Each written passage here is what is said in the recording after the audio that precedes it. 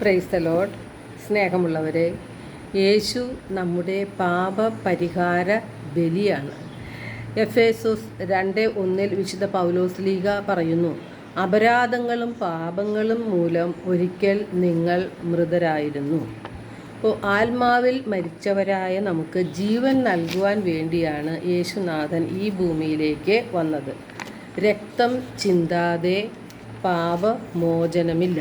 1 പത്രോസ് 2:24 തിരുവചനം പറയുന്നു, നമ്മുടെ പാപങ്ങൾ സ്വന്തം ശരീരത്തിൽ വഹിച്ചുകൊണ്ട് അവൻ കുരിശിലേറി. അത് നാം പാപത്തിൽ മരിച്ച് നീതിക്കായി ജീവിക്കേണ്ടതിനാണ്. അവൻ്റെ മുറിവിനാൽ നിങ്ങൾ സൗഖ്യമുള്ളവരാക്കപ്പെട്ടിരിക്കുന്നു.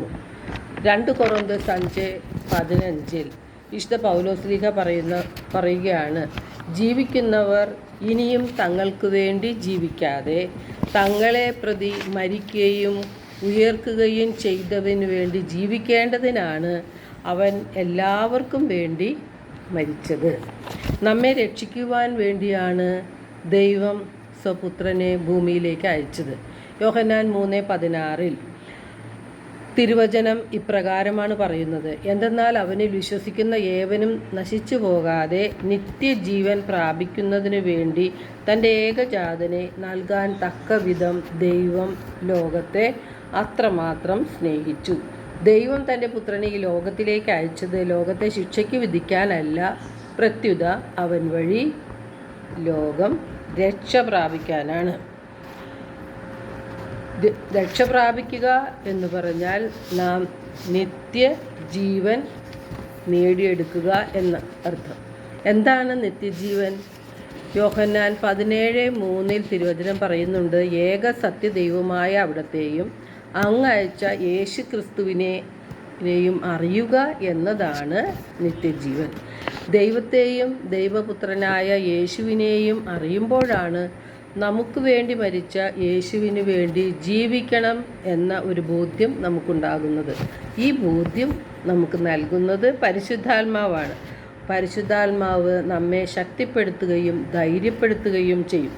പാപത്തിൽ നിന്നും പാപ സാഹചര്യങ്ങളിൽ നിന്നും നമ്മെ അകറ്റി വിശുദ്ധിയിൽ ജീവിക്കുവാനായിട്ട് പരിശുദ്ധാത്മാവ് നമ്മെ നിരന്തരം സഹായിക്കും. യേശു പഠിപ്പിച്ച കാര്യങ്ങളെല്ലാം നമ്മെ ഓർമ്മിപ്പിച്ച് തരുന്നതും പരിശുദ്ധാത്മാവ്. തിന്മയിലേക്ക് നമ്മെ നയിക്കുന്നത് സാത്താനാണ്. അവൻ നമ്മുടെ വിശ്വാസം നഷ്ടപ്പെടുത്തുന്നു. 2 കൊറിന്തോസ് 4:4 തിരുവചനം പറയുന്നു, ഈ ലോകത്തിൻ്റെ ദേവൻ അവിശ്വാസികളായ അവരുടെ മനസ്സിനെ അന്ധമാക്കിയിരിക്കുന്നു. തന്നിമിത്തം ദൈവത്തിൻ്റെ പ്രതിരൂപമായ ക്രിസ്തുവിൻ്റെ മഹത്തായ സുവിശേഷത്തിൻ്റെ പ്രകാശം അവർക്ക് ദൃശ്യമല്ല. സുവിശേഷം രക്ഷയിലേക്ക് നയിക്കുന്ന ദൈവശക്തിയാണ്. സുവിശേഷത്തിൽ ആഴത്തിൽ വിശ്വസിച്ചുകൊണ്ട് സുവിശേഷമനുസരിച്ച്, അതായത് ദൈവത്തിൻ്റെ വചനമനുസരിച്ച് ജീവിക്കുമ്പോഴാണ് നമുക്ക് വിശുദ്ധി നേടാനായിട്ട് കഴിയുന്നത്. വിശുദ്ധി കൂടാതെ ആർക്കും സ്വർഗരാജ്യത്തിൽ പ്രവേശിക്കുവാനും സാധിക്കില്ല. എല്ലാവർക്കും ഒരു നല്ല ദിനം ആശംസിക്കുന്നു. ദൈവം നമ്മെ ഓരോരുത്തരെയും സമൃദ്ധമായി അനുഗ്രഹിക്കട്ടെ.